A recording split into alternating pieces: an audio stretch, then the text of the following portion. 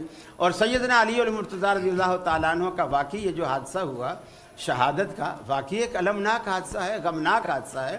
ہر مسلمان کا دل اس پر دکھتا ہے۔ اور اسی طرح آپ مسجد میں آئے، فجر کی نماز پڑھنے کے لیے داخل ہو رہے ہیں اور وہ دشمن چھپا بیٹھا ہے اور اس نے آپ کو آ کر کے وار کیا اور وہ خارجی ہے، اور اس نے روایات میں آتا ہے کہ اس نے پہلا جملہ ہی یہی کہا حملہ کرتے وقت کہ الحکم للہ لا لک یا علی۔ یہ خوارج کی خاص علامت ہے کہ کوئی بندہ دنیا میں حکمران بھی ہوگا تو اللہ ہوگا، اب اللہ کو ڈائریکٹ آ کے حکمرانی کرے گا یہ ان کی سمجھ میں نہیں آتا۔ اس نے وار کیا اور وار کرتے ہوئے کہا کہ الحکم للہ لا لک یا علی، اے علی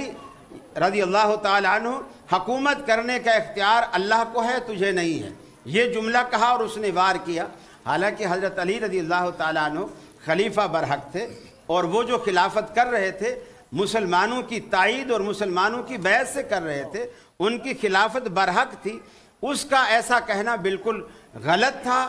جھوٹ پر مبنی تھا، اور اس کا یہ عمل حضرت علی پر حملہ کرنا اس کے ایمان کے خارج ہونے اور کفر میں داخل ہونے کی یہ سب سے واضح اور بڑی دلیل ہے۔ تو میں سمجھتا ہوں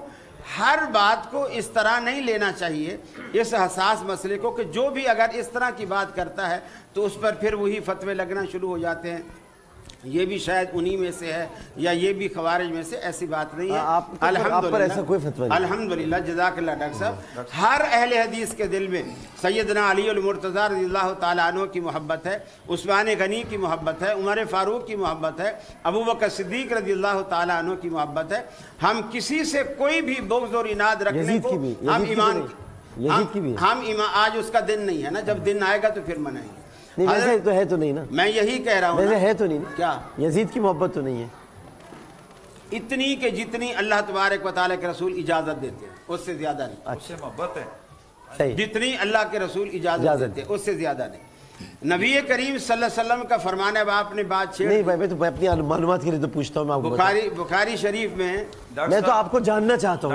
ایک منٹ ان کی بات مکمل، یہ بات یہاں کریں گے، میں جاننا چاہتا ہوں، ٹرانسمیشن جتنی مرضی ہو جائے جاننا چاہتا ہوں، میں پھر یہ نہیں کہیے گا کہ جب ہماری طرف سے جواب آئے گا اور باقاعدہ طور پہ پھر میں کوئی ہو رہا ہے، اب ان کی بات تو سنیں، نہیں وہ آپ یزید کی بات یہ چھیڑیں گے تو پھر میں نے کہاں چھیڑی ہے، بات تو سننے دیں، آپ یہ بھی تو دیکھیں سوال کہاں سے آیا، بات تو سننے دیں نا، آپ سنیے نا، میری گاڑی جس پٹری پہ جا رہی ہے اس پٹری سے اتارا کس نے ہے، یہ بھی تو دیکھیں نا، میں نے صرف کانٹا چینج کیا بھائی، گاڑی تو آپ کی سیدھی جا رہی ہے ڈاکٹر صاحب، کانٹا چینج کرنے سے ہی گاڑی بدل جاتی ہے۔ اہل سنت حضرات سے چاہیے کہ آپ کے ہاں بھی ولادت امیر